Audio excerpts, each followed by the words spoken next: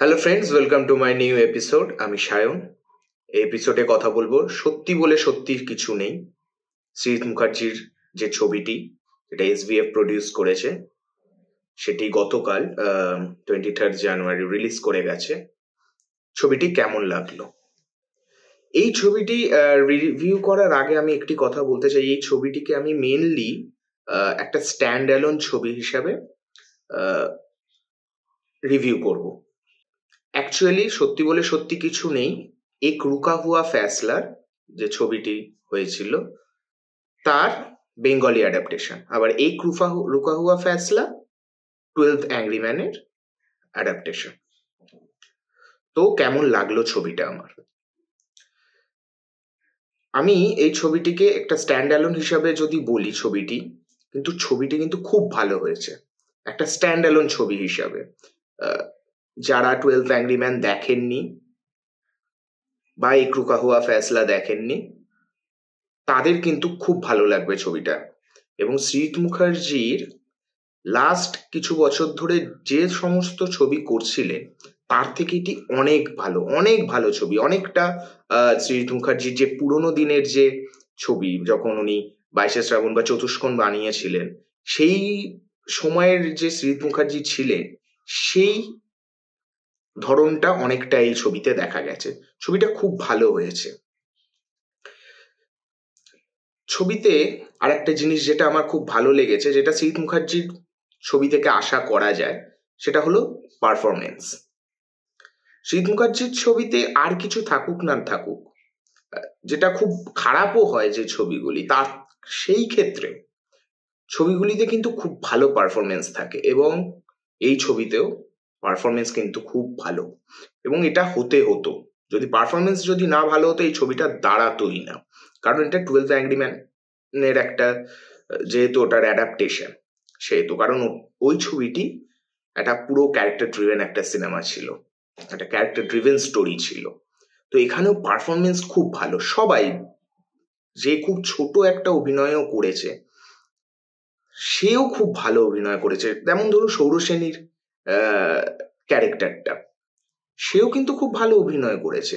এবং মেইনলি আমি যাদের কথা বলবো, কৌশিক গাঙ্গুলি, ঋত্বিক চক্রবর্তী এবং পরমব্রত চট্টোপাধ্যায়, এনারা দুর্দান্ত কাজ করেছেন। এবং তাছাড়াও আরো যারা আছে, অনির্বাণ চক্রবর্তী, কৌশিক সেন, তারাও খুব ভালো কাজ করেছেন। এখানে পরমব্রত চট্টোপাধ্যায়ের ক্যারেক্টারটা নিয়ে আমি একটা কথা বলি, যে আমি যখন ট্রেলার রিভিউ করেছিলাম তখনই বলেছিলাম আমার এই ক্যারেক্টারটা কিন্তু খুব একটা ইন্টারেস্টিং লাগছে। এবং তারপর জানতে পারি যে এই ক্যারেক্টারটি করার কথা ছিল ঋতুপর্ণ ঘোষের সেই সময় যখন। এবং বিশ্বাস করুন, ক্যারেক্টারটা যখন সিনেমাটা শুরু হয় একটা ডিসেন্ট লাগছিল, কিন্তু সিনেমাটা যখন এন্ডিং এর দিকে চলে যায়, শেষের দিকে চলে যায়, এই ক্যারেক্টারটা অদ্ভুত অসাধারণ হয়ে যায়।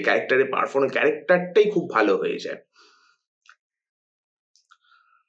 তাছাড়া কৌশিক গাঙ্গুলি, ঋত্বিক চক্রবর্তী প্রত্যেকটি পারফরমেন্স খুব ভালো হয়েছে।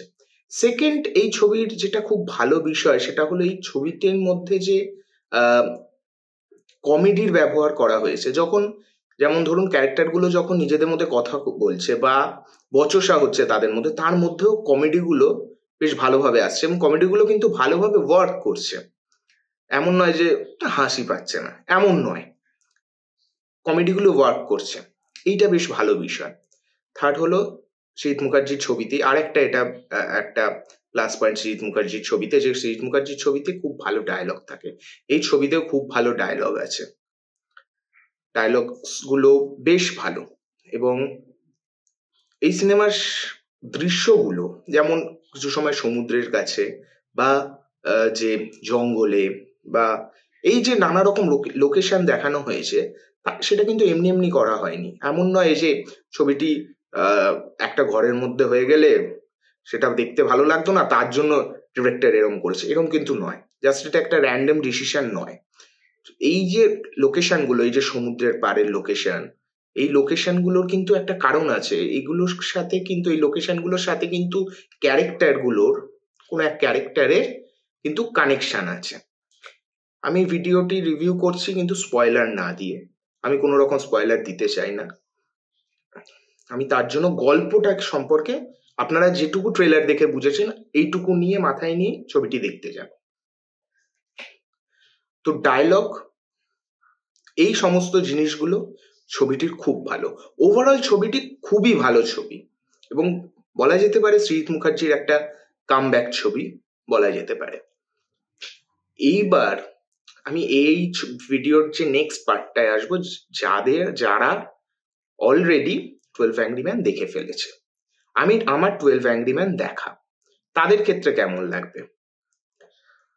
আমি বলবো 12 অ্যাংরি ম্যানের সাথে এই ছবিটার না তুলনা করা উচিত নয়, কারণ 12 অ্যাংরি ম্যান একটা কাল্ট ক্লাসিক ছবি। ওই ধরনের ছবি, ওই ছবির অ্যাডাপ্টেশন হোক আর না হোক, ওই রকম ছবি যে আমি পুরো 12 অ্যাংরি ম্যানের মতোই ছবি আমি একটা দেখতে পাবো বা ওর থেকে আমি বেটার কিছু, ওই রকম ওটা আশা করাই উচিত নয়। 12 অ্যাংরি ম্যান একটা আলাদা জিনিস তৈরি হয়েছিল, এবং আমি এটাও বলেছিলাম যে সৃজিত মুখার্জি এই ছবিতে কিছু বদল করবেন, এবং এই ছবিতে কিন্তু এমন নয় যে 12 অ্যাংরি ম্যান ছবিটির একদম ফ্রেম টু ফ্রেম রিমেক করে দিয়েছেন, এমন নয়। উনি কিন্তু অনেক এখানে চেঞ্জেস করেছেন, ক্যারেক্টারগুলোর মধ্যে চেঞ্জেস করেছেন, ফিলোসফিক্যাল ব্যাপার অনেক কিছু এখানে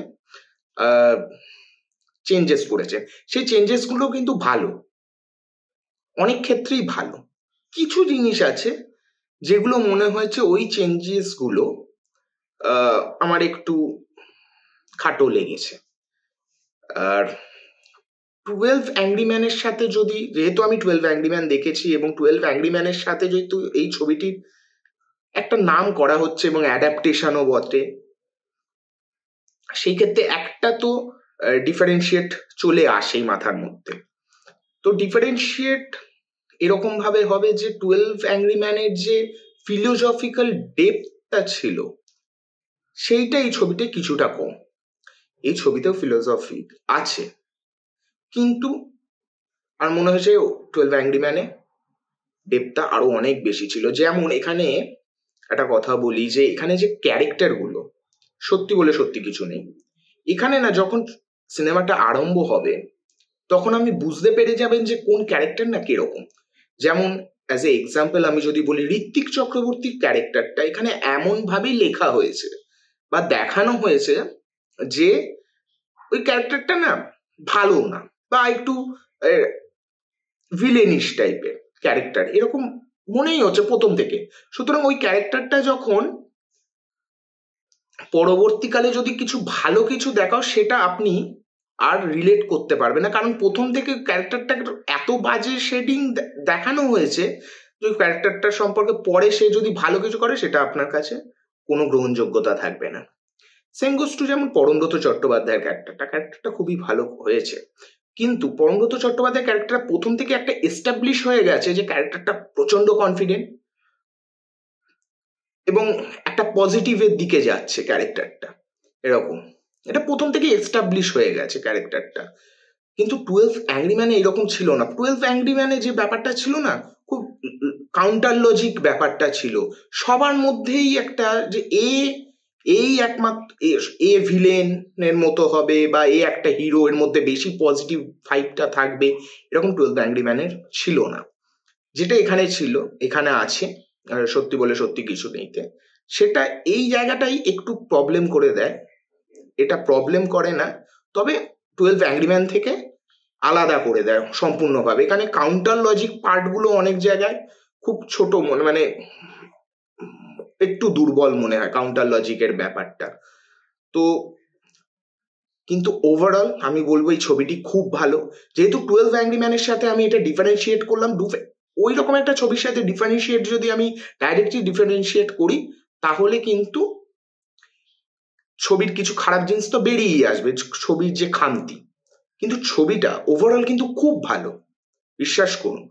সৃজিত মুখার্জি লাস্ট কিছু বছরের সেরা কাজ, যেমন একটা উনি পদাতিক বানিয়েছেন যেটা খুব ভালো ছবি, এরপর আবার তিনি সত্যি বলে সত্যি কিছু নেই বানালেন, যেটার মাধ্যমে যে পুরনো সৃজিত মুখার্জি যে ধরনের ছবি বানাতেন সেই একটা ভাইব এই ছবিটার মধ্যে পাওয়া গেছে।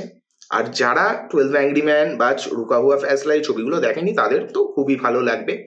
তবে হ্যাঁ, একটা কথা বলি, এবার যারা 12 অ্যাংরি ম্যান দেখেননি তাদের ক্ষেত্রে বলি, তাদের তাদের হয়তো অনেকের ক্ষেত্রেই হয়তো ক্লাইম্যাক্সটা বা টুইস্টটা ওয়ার্ক করে যেতে পারে।